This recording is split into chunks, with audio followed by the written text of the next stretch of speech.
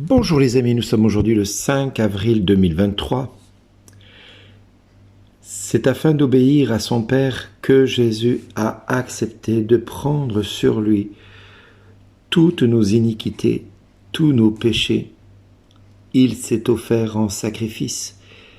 Il a accepté de mourir, et pas n'importe comment, de mourir sur une croix. Il a accepté de vivre le supplice de la croix pour prendre sur lui toutes nos rébellions, toutes nos ingratitudes, toutes nos iniquités. Durant cette semaine, nous allons découvrir combien cette obéissance que le Christ a voulu être et avoir auprès de son Père l'a conduit à vivre l'ignominie, la honte pour l'humanité, une mort affreuse, dont les adjectifs ne suffiront jamais pour qualifier de quelle mort il a accepté de souffrir et de vivre. Oui, cette mort l'a conduit à renoncer à lui-même pour nous faire entrer à sa suite dans sa vie de ressuscité. C'est en nous entraînant avec lui dans la mort et en prenant sur lui nos iniquités et nos péchés qu'il a accepté d'offrir à son Père l'ultime don, l'ultime obéissance, celle de mourir pour la multitude.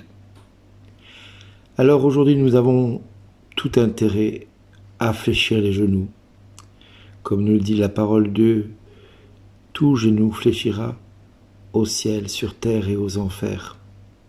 Oui, dans les méditations de ce jour, nous pouvons découvrir également combien l'enfer s'est réjoui de voir souffrir le Fils de Dieu. Et il s'est glorifié d'avoir réussi à le trépasser.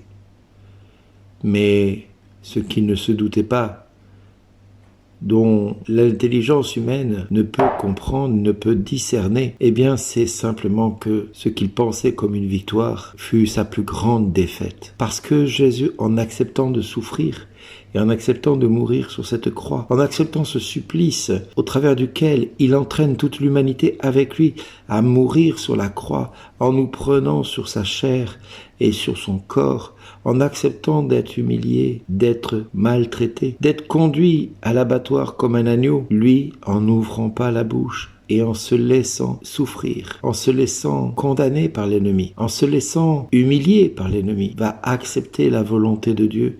Et c'est dans cette obéissance que Jésus va avoir auprès de son Père qu'il va entraîner la multitude vers le salut. Oui, folie pour l'homme, mais sagesse pour Dieu. Dieu a choisi l'obéissance de son Fils pour transgresser ce que l'ennemi avait voulu établir par sa rébellion. En condamnant l'homme par le péché, il a condamné le péché par l'obéissance. Il a condamné le péché à disparaître de nos vies et à se séparer de nous. Quelle folie pour l'homme, mais quelle sagesse de Dieu d'accepter aujourd'hui plus que jamais de voir souffrir et mourir son unique Fils pour la multitude que nous sommes. Qui parmi nous accepterait de voir souffrir l'un des nôtres ou accepterait-il de souffrir pour quelqu'un qui ne mérite pas d'être sauvé? Aucun. Pour quelqu'un qu'on aime, pourquoi pas, peut-être, éventuellement, mais pour quelqu'un qui est ingrat, quelqu'un qui ne mérite pas d'être sauvé à nos yeux, quelqu'un qui serait atrocement horrible, pécheur, et que nous ne connaisserions pas,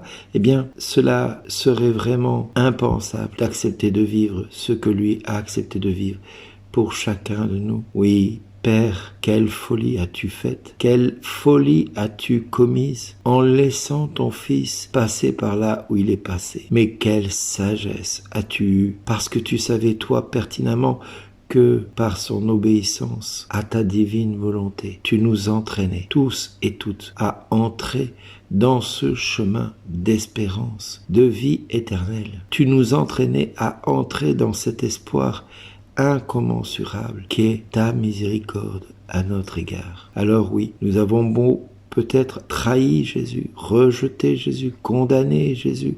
Nous avons peut-être été le pire des hommes, la pire des femmes.